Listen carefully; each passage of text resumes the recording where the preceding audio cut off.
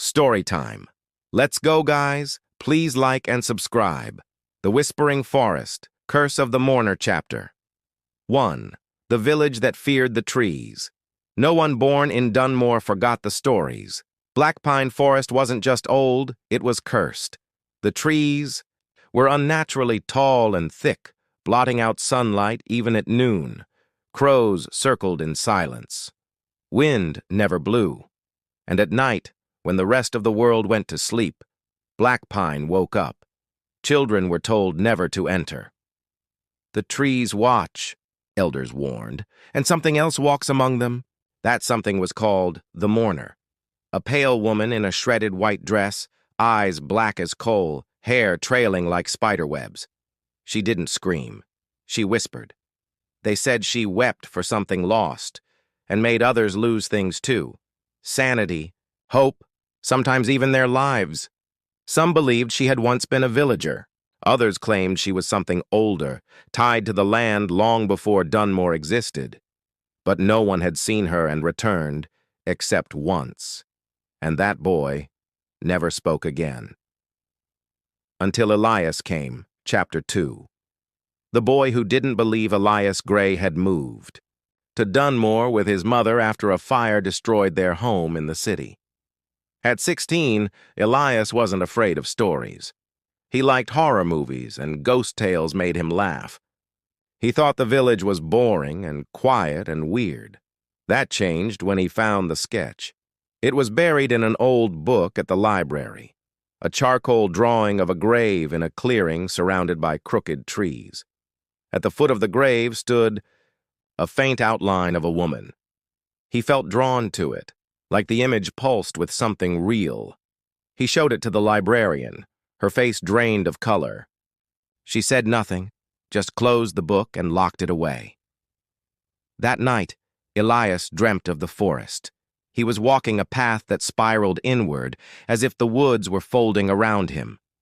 At the center stood a stone grave with moss curling around. The name, Annabelle Grace. When he woke, his shoes were muddy. Chapter 3. The path of no return, Elias packed a flashlight, his notebook, and his phone, and set off that afternoon. The villagers watched him from behind curtains, whispering, crossing themselves. At the edge of Black Pine, everything grew cold. The moment. He stepped past the first line of trees. It was like walking into a silent world. No birds, no wind. The only sound was the soft crunch of leaves beneath his boots. The trees leaned in around him. The deeper he went, the more unnatural they became. Bark twisted into faces. Roots formed the shapes of reaching hands. Shadows moved in ways they shouldn't. Then came the whispers, at first soft, faint sobbing far away. Then closer, clearer. "Don't look back," they whispered. He didn't. But when he stumbled into the clearing, he knew where he was. The grave, just like the sketch. The same moss, the same broken angel statue.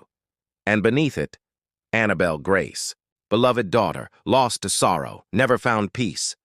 Suddenly, his flashlight went out, and she was there, floating, weeping. Her hair hung like wet vines over her face. Her hands trembled. Her mouth moved, but no sound came. Until Elias blinked.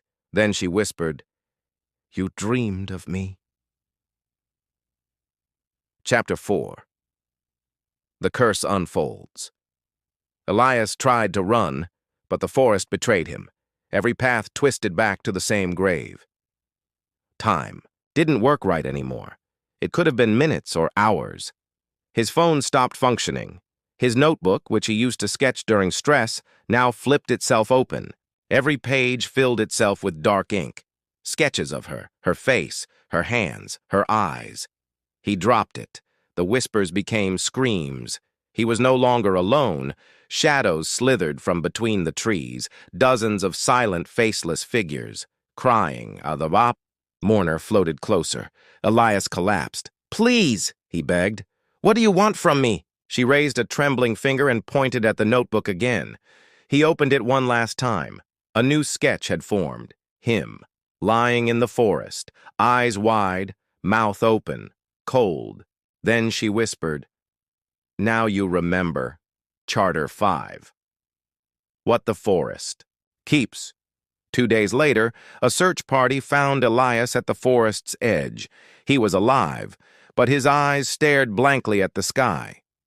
He never blinked, never spoke. He gripped a notebook tightly in his hand, though no one could open it. Every time they tried, the pages flipped violently, then slammed shut. The villagers buried it with him, but every now and then, children say they hear weeping from the trees.